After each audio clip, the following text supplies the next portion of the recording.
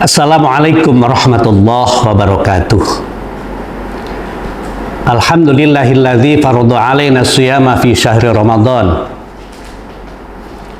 Alladzi ja'ala awwalahu rahmah wa awsatahu maghfirah wa akhirahu 'itqum minan niran. Allahumma shalli ala sayyidina Muhammadin wa ala alihi wa ashabihi ajma'in, amma ba'du. Para pemirsa yang dirahmati Allah, ibarat sebuah lembaga pendidikan, para gurunya akan merasa bangga manakala punya output yang bisa dibanggakan. Kita tahu bersama bahwa dalam terminologi pendidikan ada istilah input, kemudian proses, kemudian output, serta ada outcome-nya. Kaitannya dengan puasa, Allah Subhanahu wa Ta'ala menyampaikan bahwa A'udzubillahi minasyaitonirrajim, Bismillahirrahmanirrahim.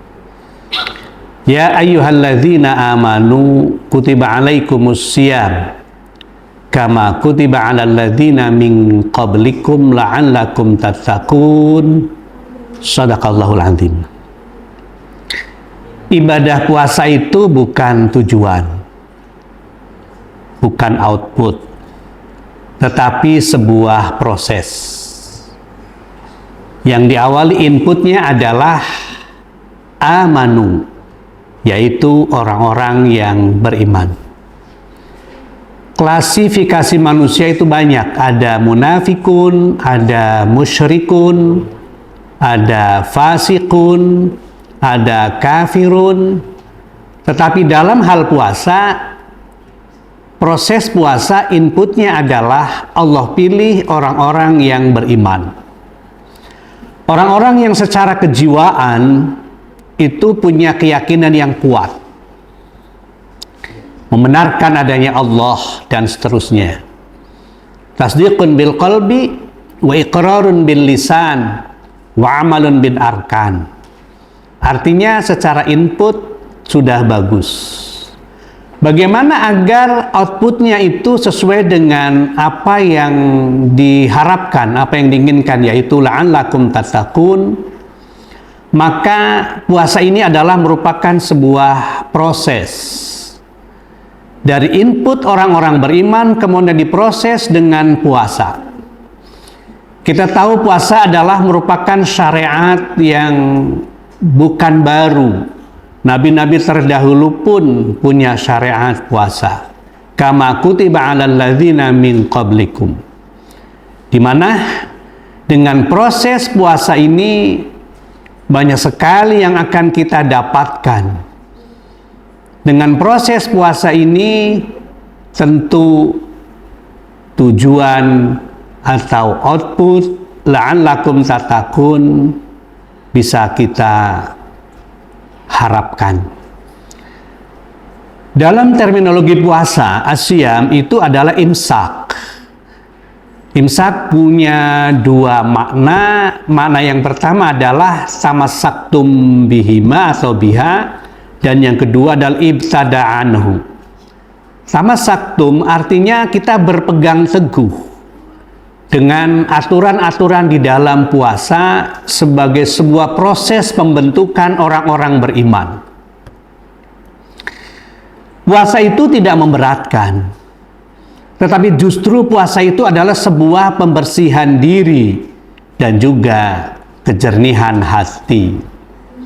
Asalkan kita sendiri mau berpegang teguh dengan apa yang sudah ditentukan oleh para ulama. Misalnya dari mulai kita puasa secara sungguh-sungguh. Puasa bukan hanya sekedar menahan haus dan lapar, tapi juga berpuasa dari seluruh anggota tubuh kita, dari hal-hal yang dilarang, hal-hal yang menjauhkan kita dari Allah Subhanahu wa taala. Para pemirsa yang dirahmati Allah, hal-hal yang harus dilaksanakan di dalam puasa tidak sekedar menahan haus dan lapar, tapi juga rentetan ibadah di dalamnya.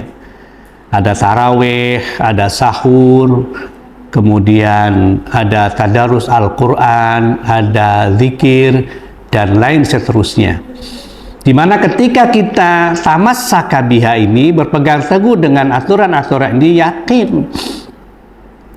proses puasa ini akan membersihkan diri dan menjernihkan hati.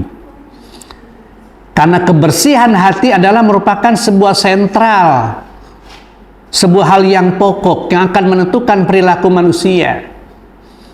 Ketika seseorang sholat, tidak dilihat dari bajunya, pakai gamis apa tidak, pakai sorban atau tidak, pakai jas apa tidak. Tetapi yang dilihat oleh Allah adalah kekhusyuannya. Khusyuk adalah tempatnya di dalam hati. Innallaha la yanzuru ila suwarikum walakin yanzuru ila qulubikum. Yang dilihat oleh Allah adalah hatinya. Ketika hati seorang itu bersih, maka terpancarkan di dalam ucapannya itu bagus. Ucapannya itu bermakna, ucapannya bermanfaat. Pola pikirnya juga bagus. Ketika hati itu bersih, hati itu bagus, kemudian pola pikirnya bagus, kemudian ucapannya bagus, maka otomatis perilakunya juga bagus. Contoh analoginya, misalnya sebuah ceret. Ketika yang keluar dari moncongnya adalah air kopi, dalamnya kira-kira apa? Pasti kopi. Kalau yang keluar dari moncongnya itu susu, kira-kira dalamnya apa? Air susu. Kalau yang keluar dari moncongnya air jahe, berarti dalamnya adalah air jahe. Artinya bahwa nggak bisa kita mengaku, oh saya hanya di mulut doang, saya hanya disampaikan doang, hati saya nggak begitu, nggak bisa. Karena pancaran hati adalah bagaimana ucapannya, bermakna atau tidak, bermanfaat atau tidak. Dari sisi perilakunya adalah menggambarkan tentang pikirannya. Pikiran adalah tergantung isi hatinya. Kita lihat sejarah misalnya. Ketika Nabi Musa alaihissalam dikejar-kejar oleh Fir'aun alaihi laknat, Nabi Musa tahu di depan itu lautan, di belakang itu adalah Fir'aun dan pasukannya. Ya kita bisa bayangkan, di depan lautan, di belakang Fir'aun, pasukannya akan membunuhnya. Apa yang akan kita lakukan? Nabi Musa punya pikiran yang jernih, punya pikiran yang bagus, punya hati yang bagus, sehingga pola pikirnya adalah pasti Allah bantu, pasti Allah tolong, nggak mungkin Allah membiarkan. Sampai detik-detik terakhir ketika kaki Nabi Musa sudah melangkah di depannya itu air laut, baru kemudian Allah menginstruksikan bahwa tongkatnya itu bisa membelah lautan. Kalau bahasa kita dari tadi kayak ya dikasih tahu. Ya, itu udah dak-dikder kan hatinya. Ini menggambarkan betapa orang yang punya hati kuat, hati yang bersih, hati yang bagus dengan proses ibadah puasa, maka pola pikirnya bagus, husnudzon terhadap Allah, pasti Allah bantu, pasti Allah tolong. Yang pada akhirnya, ana bidzanni 'abdi bi, kata Allah. Saya tergantung praduga dan prasangka dari hamba saya, yang ditolong Nabi Musa, akhirnya bisa membelah lautan. Para pemirsa yang dirahmati Allah, ulama memberikan penjelasan kepada kita bahwa hati ini harus senantiasa dibersihkan dan terus-menerus untuk disucikan. Nabi Muhammad saja umur 4 tahun dibersihkan, disucikan. Umur 10 tahun. Yang ketiga ketika diangkat menjadi Rasul. Dan yang keempat adalah ketika Isra dan Mi'raj. Mau Isra dan Mi'raj. Hatinya dibelah, diambil, dibersihkan, disucikan, ditambah ilmu, ditambah iman, ditambah hikmah. Itu Nabi Muhammad yang sudah maksum, apalagi kita. Maka Allah menyampaikan dalam ayatnya bahwa penting sekali kita qumil laila illa qalila. Yang kedua, warattilil qur'ana tartila. Yang ketiga, wadhkurisma rabbika watabattal ilaihi tabtila. Yang keempat, wasbir ala ma yaquluna wahjurhum hajran jamila. Bahasa sederhananya yang diterjemahkan bebas oleh ulama, tombo ati. Obatnya hati ada 5. Sholat malam, baca Quran, zikir, puasa. Ditambahkan oleh ulama, kumpul dengan orang-orang soleh. Pertanyaannya adalah, kapan lengkap dari kelima hal ini? Ada tadarusnya, ada baca Qur'annya atau tilawatul Qur'an, kemudian ada puasanya, ada zikirnya, dan bisa kumpul bareng berjamaah dengan orang-orang soleh. Tidak ada kecuali bulan puasa. Maka wajar kalau kemudian proses puasa itu luar biasa dalam rangka mempersiapkan input orang beriman itu menjadi orang yang benar-benar bertakwa pada Allah Subhanahu wa Ta'ala. Sebagaimana pada ayat tadi, la'allakum tattaqun. Tinggal kita lihat outcome-nya, dampak-dampaknya, manfaat jangka panjangnya. Allah menjelaskan di antara beberapa indikasi apakah benar kita ini orang sesuai dengan outputnya menjadi orang bertakwa. Kita lihat hasilnya. Yunfiquna fis sarra wad dharra wal kadhiminal ghaidha wal 'afina 'anil nas. Yunfiquna fis sarra wad dharra, indikasi bisa dilihat dari hari ini. Di saat proses puasa, apakah kemudian kita tetap pelit, nggak mau berbagi, nggak pernah mau mengasihi orang berbuka puasa? Kalau memang itu yang terjadi, ya berarti indikasinya outcome kita nggak bisa sesuai dengan harapan. Outputnya itu belum nyampe pada ketakwaan. Tapi kalau sebaliknya, kalau kemudian hari ini kita gemar bersedekah, berinfak, mau peduli kepada orang-orang sekitar kita, mudah-mudahan benar-benar outputnya bertakwa dan outcome-nya adalah yunfikuna fis sarra wad dharra. Kita mau berinfak, kita mau bersedekah, kita mau peduli kepada orang-orang yang di sekitar kita.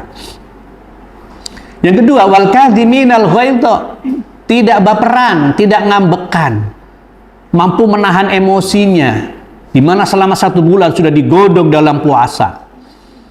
Maka kita bisa lihat hari ini apakah kita gampang ngambek, gampang baperan atau tidak. Kalau kemudian tidak, ya berarti kita ada harapan output kita benar-benar menjadi orang bertakwa, dan bisa dilihat jangka panjangnya, outcome-nya kita ngambekan apa enggak. Kalau enggak, bersyukur. Wal kadhiminal ghaidha, kita mampu menahan emosi, mampu menahan amarah. Wal 'afina 'anil nas, yang ketiga adalah outcome yang diharapkan dari output orang bertakwa adalah wal 'afina 'anil nas, mampu dan mudah untuk memaklumi orang lain, mudah untuk memaafkan seseorang. Pemirsa yang dirahmati Allah, suatu saat Rasulullah sedang duduk dengan para sahabat. Tiba-tiba Rasul menyampaikan, "Wahai sahabatku, sebentar lagi ahli surga mau datang." Semua sahabat penasaran. Siapa ini? Apakah yang berpakai sorban? Apakah yang memakai gamis? Ternyata ada orang biasa-biasa saja. Ini loh ahli surga. Wah, luar biasa anehnya. Ada sahabat yang penasaran, akhirnya bertanya dan minta izin untuk menginap di rumahnya sampai beberapa hari. Apa sebenarnya amalan yang kemudian menyebabkan ia dikatakan sebagai ahli surga?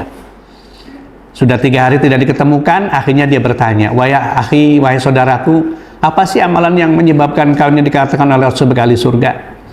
Beliau menjawab, mungkin saya senantiasa sebelum tidur membuka hati saya untuk memaafkan semua orang yang pernah ketemu dengan saya, memaklumi dengan orang-orang yang pernah mengucapkan kalimat yang gak bagus dengan saya maafkan semua, saya maklumin semua. Mungkin itulah yang menyebabkan saya barangkali dikatakan sebagai ahli surga.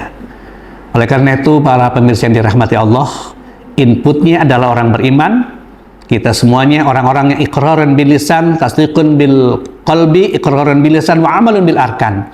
Kemudian prosesnya kita sudah digodok dengan puasa, dengan berbagai macam kegiatan-kegiatan yang bisa melembutkan hati kita, membersihkan jiwa kita, dan juga membersihkan diri kita. Mudah-mudahan outputnya bisa diharapkan menjadi orang-orang yang bertakwa, dan ke depan outcome-nya adalah yunfiquna fis sarra wad dharra wal kadhiminal ghaidha wal 'afina 'anil nas. Mau berbagi, punya hati yang legowo, dan mau memaafkan orang lain. Mudah-mudahan sedikit tapi ada manfaatnya. Kurang lebihnya mohon maaf. Wabillahi taufiq wal hidayah. Wassalamualaikum warahmatullahi wabarakatuh.